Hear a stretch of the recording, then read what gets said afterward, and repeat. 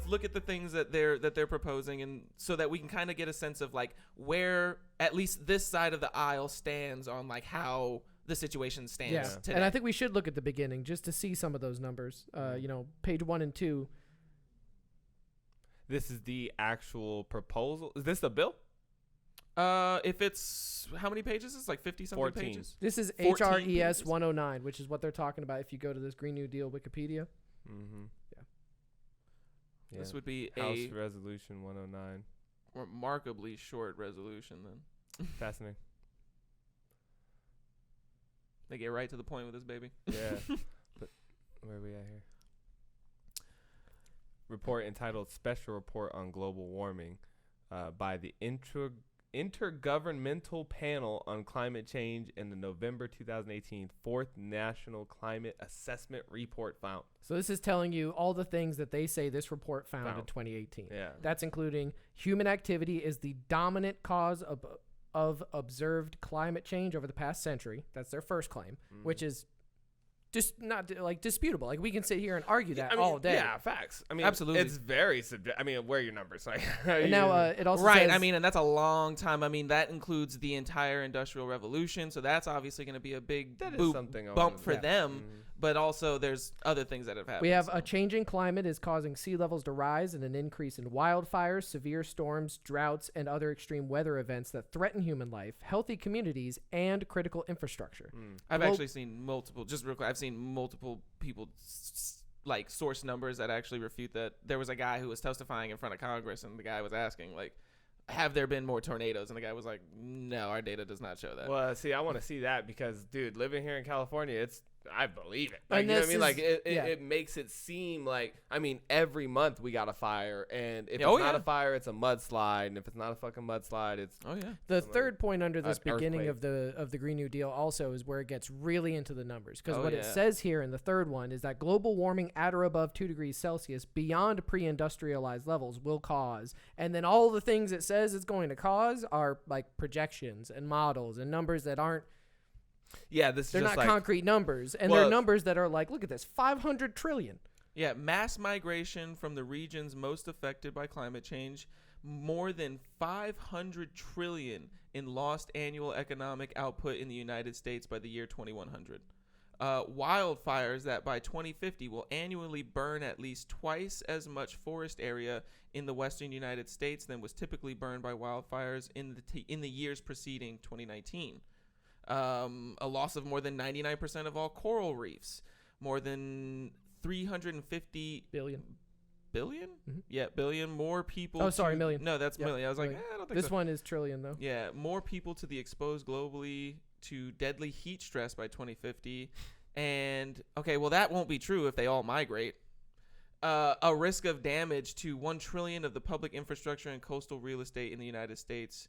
And, oh, god damn, this bitch is long. yeah. So, basically, what they're saying is shit gonna be really bad. Yeah, they're Well- saying this report found these things Yeah. and then used these things to make these predictions. To make these, then they're trying to put a face to the monster with these Right, numbers, yeah. right? Like Because to- it's hard to, Right. you have to calculate the impact that this would have, with some type of quantity or Right, exactly. Like you have to you got to figure put out the math some on way. it. Like we talked about, Like, you gotta how is put this the gonna math on affect it. me? Yeah, like This what- is like a how- group of people sounding an alarm and then the U.S. government saying, okay, this is our best idea for a solution. Yeah, that's what they're pitching up a solution to this Right. gigantic They're issue. pitching a solution that they want the government to adopt. Mm-hmm. Or, well, I guess it's like a range of solutions.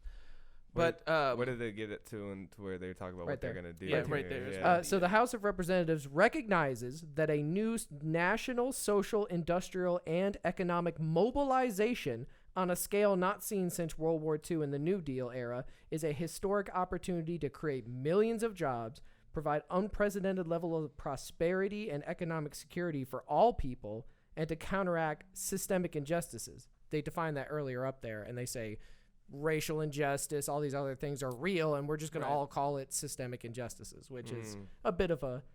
I mean, I And- kind of and see and that, you're going to but counteract that with climate change stuff, yeah. results. Yeah, too? it is It's the sense- somehow this is intersectionality. all Yeah. this It's is the all word, connected. this is Yeah. this is the word. It is the duty of the federal government to create a Green New Deal, to achieve net zero greenhouse gas emissions, through a fair and just transition for all communities and workers. All. Net zero greenhouse Net gas emissions. zero. All. Net zero. Yeah, and then all. For to all. communities and workers. And like I said, the video that I'm going to pull up of the guy counteracting this, like he will tell you that is physically impossible. Well, you know what? No, I mean, I felt this. Like, I've never actually read one of these things. I don't know if they're all like this or what. But from the jump, I was like, dang, this feels like a project proposal.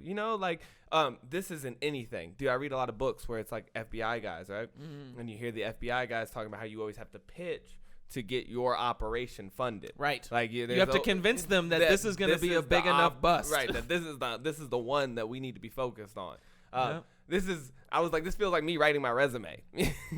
Like I helped support $20 million worth of transactions, and I didn't do shit. All right, I sat around, but people, the organization around me did all. But you see what I'm saying? Like, it's when you wrote my awards. You were like, Specialist Alan has contributed to 14,000 combat flight or something. Yeah, some shit. Yeah, like whatever that. the number was for all of our. Yeah.